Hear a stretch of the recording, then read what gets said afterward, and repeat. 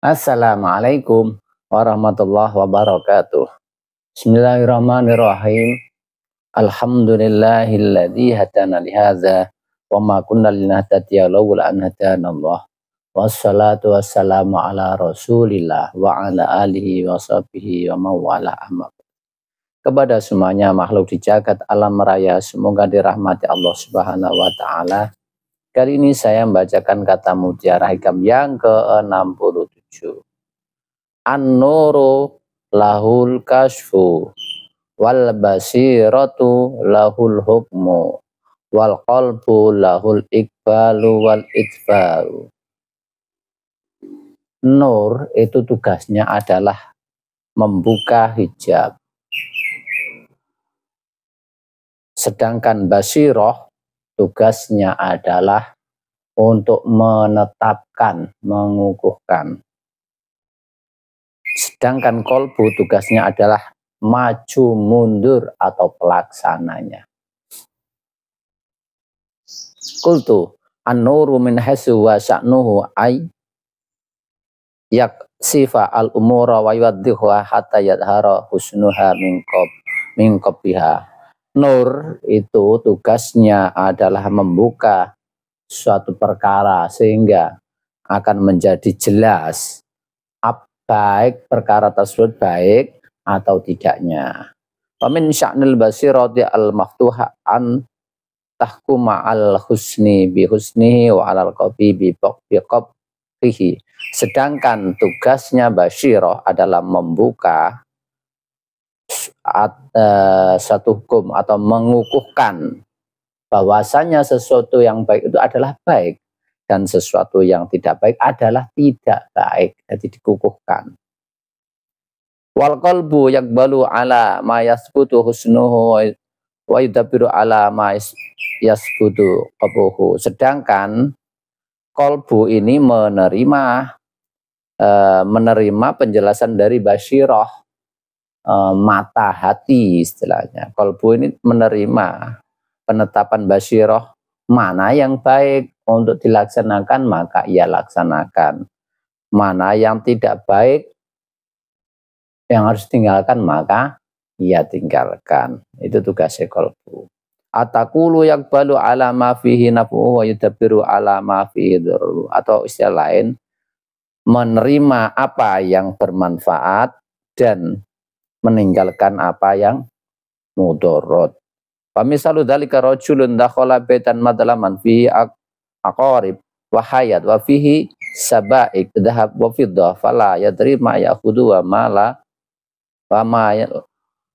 ma yadaru wala ma fihi naf'un wala darun. Fa yadkhala fi misbahan ra'a ma yanfa'uhu wa ma yadurruhu wa ma minhu wa ma yahdaruhu. Kadzalika qalbul mu'min al-asi la yufarriqu bainal mirarah al-ma'siyah wa halatit ta'ah. Fa'ida istado'a binuri taqwa arafa ma yadruhu wa ma yanfa'u wa farraqa bainal haqqi wal batil. Ini perumpamaannya adalah satu rumah yang di dalamnya banyak ular dan kolojengking. Apa itu kolojengking ya? Ya kalau jenis Jawa nih, Indonesia ini apa? Tetapi di dalam rumah itu ada emas dan perak, ada batangan emas dan perak. Maka jika rumah tersebut gelap, maka seseorang untuk masuk ke dalamnya nggak tahu mana yang kolojengking, mana yang ular, mana yang emas, yang perak, mana yang berbahaya dan mana yang bermanfaat. Maka tatkala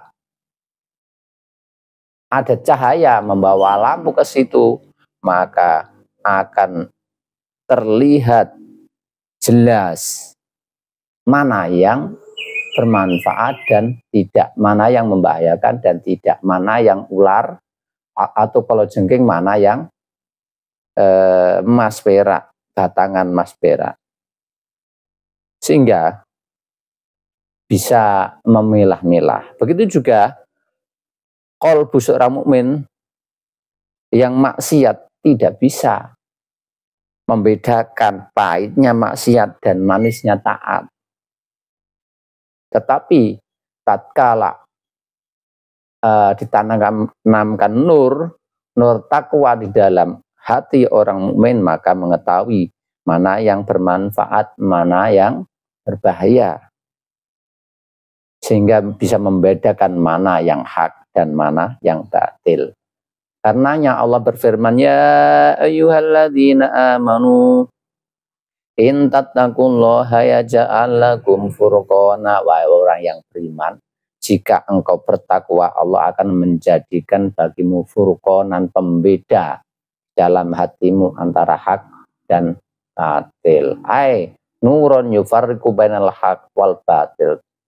Maksudnya dalam hati akan ada nur, cahaya, misbah, penerang, sehingga bisa membedakan mana hak dan batil. Firman Allah, awaman kana maitan fa ahyainahu wa ja'alnahu nuran yamshi bihi finnas. Atau adakah orang yang mati kemudian kami hidupkan dan kami jadikan baginya nur, cahaya, lalu bisa berjalan dengan cahaya itu di antara manusia. Di ayat lain Allah berfirman, afaman syarahallahu sadrahu lil islami fa huwa ala nurim min rabbi.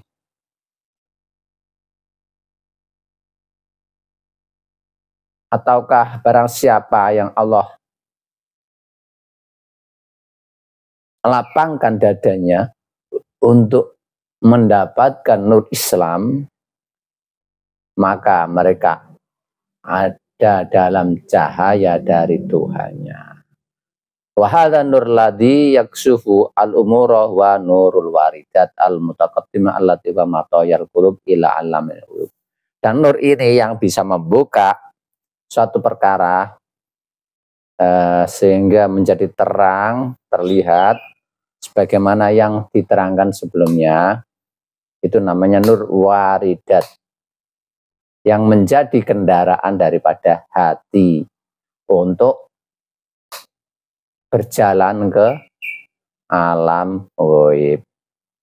Awaluha nuru waridatil intibah, misalnya yusafu dzulmuhu al-ghaflah wa yadharu nur yaqadha. Yang pertama adalah nur intibah, nur yang menggugah hati sehingga bisa membuka mana yang kegelapan, lupa kepada Allah, dan jelas nur yang membangkitkan ingat kepada Allah. Fatahkumul basirah biqabl ghaflah wa husnil yaqadha. Kemudian basirah, penglihatan mata batin, dapat mengukuhkan bahwasanya ghaflah, lupa terhadap Allah, itu tidak baik, dan ingat kepada Allah itu baik. Fayaqbalul qalbu hina idzin ala dzikir rabbi. Lalu hati menerima petunjuk dari nur itu tadi, sehingga dia mau berzikir kepada Tuhannya. Wayud biro ala ama yaghfaluhu ar-rabbi, dan meninggalkan apa yang melalaikan dari Tuhannya. Wahadza wa nur thalibin, dan inilah nur yang didapatkan bagi pemula. Selanjutnya lalu nur waridatul iqbal, yang dapat membuka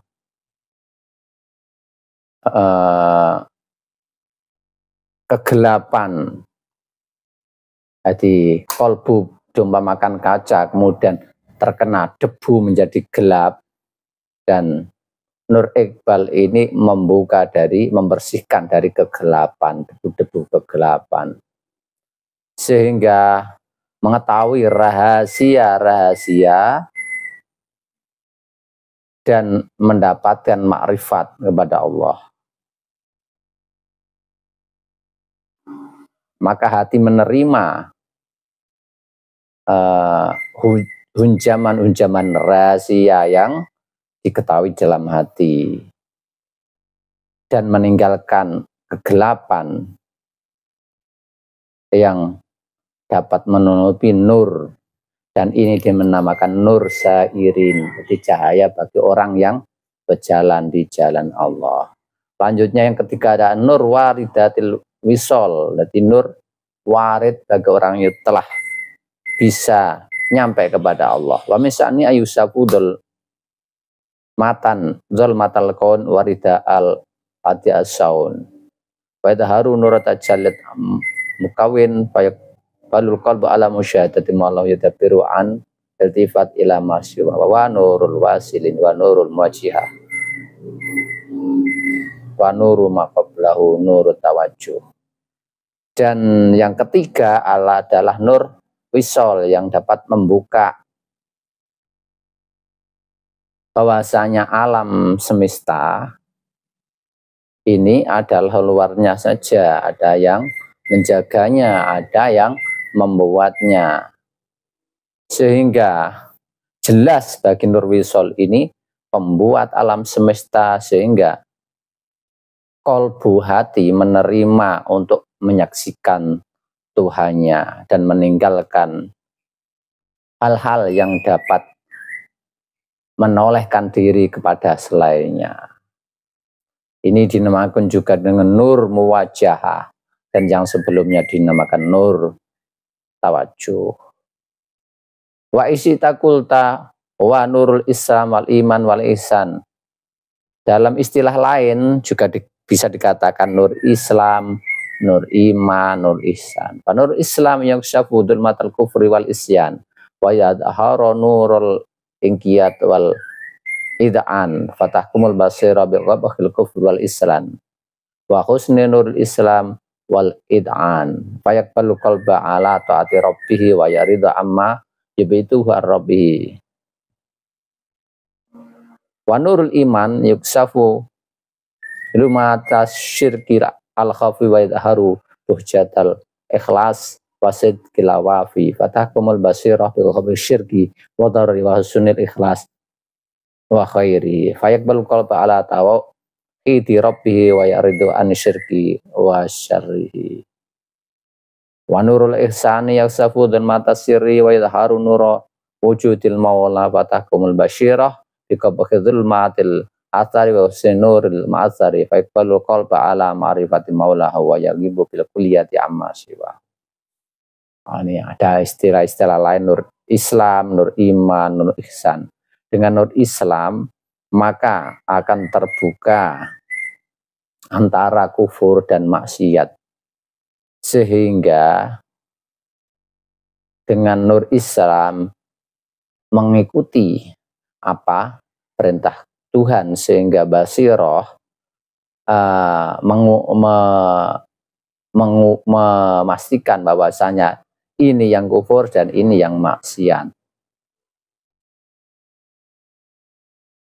Kemudian hati menerima mana yang harus ditaatkan kepada Tuhan dan menghindari apa yang bisa menjauhkan diri kepada Tuhan. Lalu nur iman yang akan membuka kegelapan kesyirikan dan yang samar-samar, dan jelas mana yang menjadikan ikhlas dan kebenaran yang sempurna. Maka nur basyiroh dapat mendeteksi syirik itu tidak baik dan berbahaya, dan ikhlas itu baik, seperti itu. Maka lalu hati menerima untuk mentauhidkan Allah dan menghindari syirik dan ketidakbaikannya.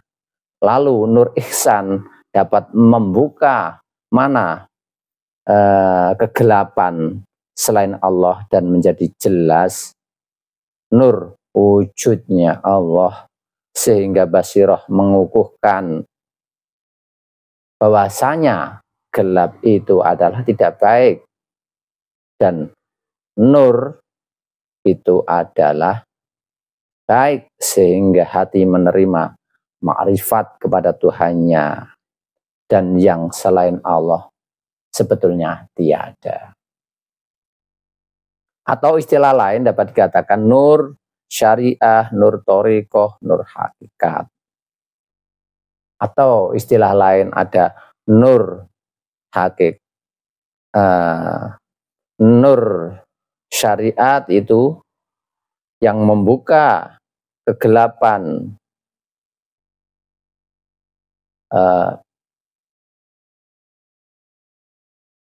anggur-angguran atau menyia-nyiakan waktu adalah merupakan sesuatu yang gelap atau tidak baik. Dan bersungguh-sungguh cancut taliwondo untuk berjuang itu adalah baik. Kemudian Basyiroh menetapkan bahwasanya bitolah, bermalas-malasan itu tidak baik, dan mujahadah bersungguh-sungguh untuk berjuang itu adalah baik. Kemudian hati menerima untuk bersungguh-sungguh taat kepada Allah dan membangkitkan anggota tubuhnya untuk taat kepada Allah dan menghindari apa-apa yang menjadi bagian hawa nafsunya. Dan nur thariqah dapat membuka kegelapan,